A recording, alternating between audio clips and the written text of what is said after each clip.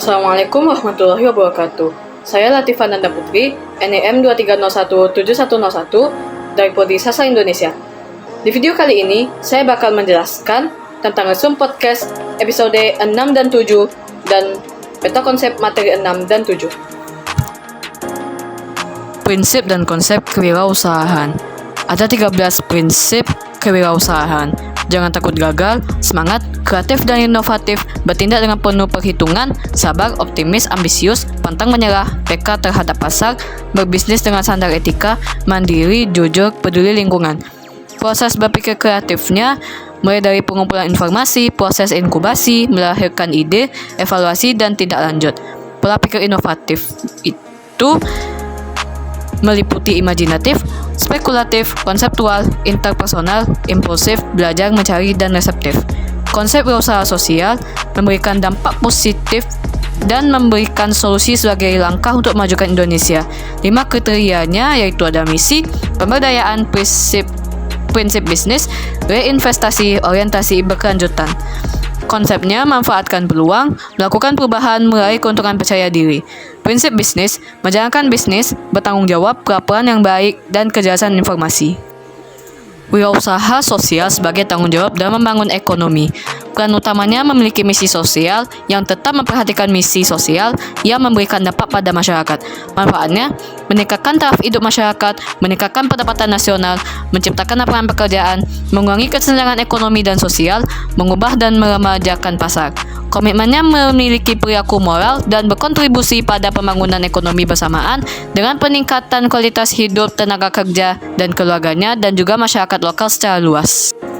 Wirausaha di era revolusi industri 4.0. Ini dapat menyebabkan ketidakpastian bagi bisnis karena meningkatnya perubahan dalam teknologi dan kebutuhan pelanggan. Karakter entrepreneurship menumbuhkan karakter, mengembangkan kewirausahaan, dan menentukan keunikan bisnis.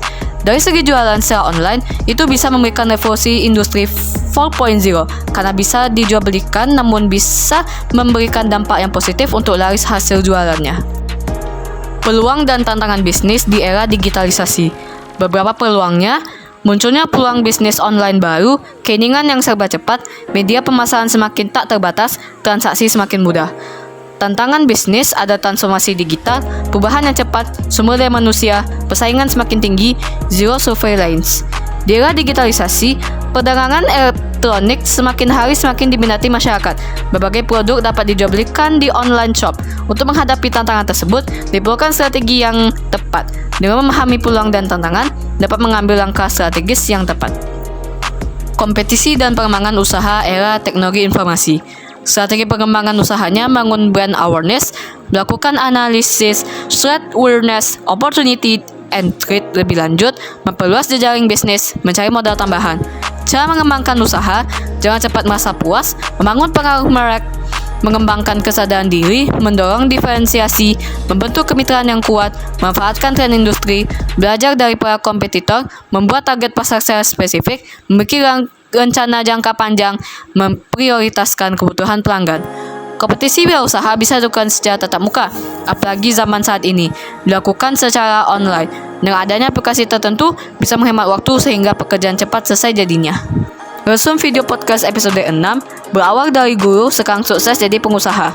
Cerita dari Bapak Dr. Andus Marlis MM. Awalnya berharap lulus ekonomi, ternyata lulus di pendidikan. Lulus PNS walaupun bolak-balik dari daerah Lubuk Buaya, tetapi sukses ujungnya. Pengambilan keputusan untuk jadi wirausaha butuh waktu untuk mempertimbangkan. Kebijakan pemerintah perlu diskusikan karena bersifat publik. Kebijakan diri sendiri tidak perlu diskusikan. Hal-hal yang prinsip harus kita pilih.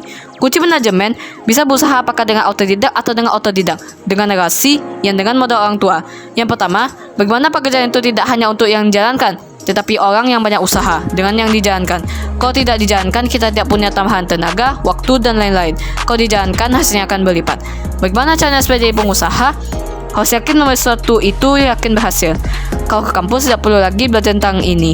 Dengan teknologi, bisa mendapatkan informasi dengan cepat dan langsung memulai.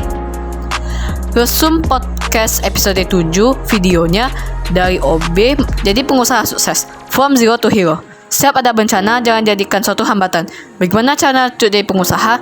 Pendidikan minimal S1 atau S2, benar-benar berusaha, bukan teori. Buka usaha harus ada modal terlebih dahulu. Asalkan ada kemauan, bisa jadi pengusaha dengan mampu mencobanya. Demikian video yang saya jelaskan, semoga bermanfaat. Mohon maaf jika ada yang salah. Terima kasih. Wassalamualaikum warahmatullahi wabarakatuh.